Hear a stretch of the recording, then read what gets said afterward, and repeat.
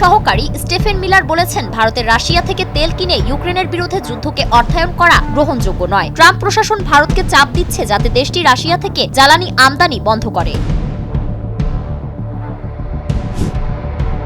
হাসিনা সরকারের পতনের পর বাংলাদেশি পর্যটকদের সংখ্যা শূন্যের কাছাকাছি নেমে আসায় কলকাতার ব্যবসায় ধস নেমেছে, লোকসান ছাড়িয়েছে হাজার কোটি রুপি।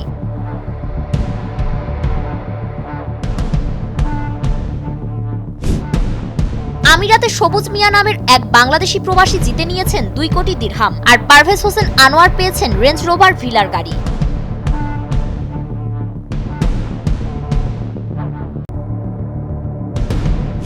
পরিবারের অমতে বিয়ে করার 1 বছর পর গুলি করে হত্যা করা হয়েছে এক পাকিস্তানি দম্পতিকে। পাঞ্জাব প্রদেশের রাজনপুর জেলায় এ ঘটনা ঘটে।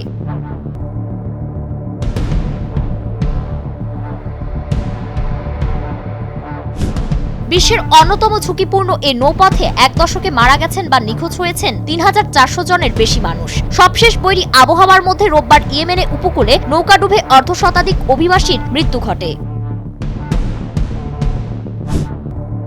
বিবাহ ভিত্তিক অভিবাসনের ক্ষেত্রে যেসব ভুয়া আবেদন জমা পড়ে সেগুলো ছেকে বাদ এবং কেবল প্রকৃত সম্পর্কধারীরাই গ্রিন কার্ড পাবে।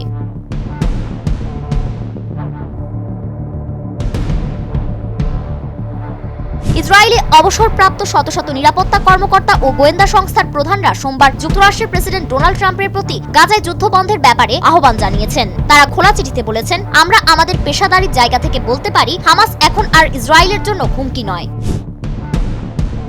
ভারতের ঝাড়খণ্ড রাজ্যের প্রখ্যাত আদিবাসী নেতা ও 3 বারের মুখ্যমন্ত্রী শিবু সোরেন 81 বছর বয়সে মারা গেছেন।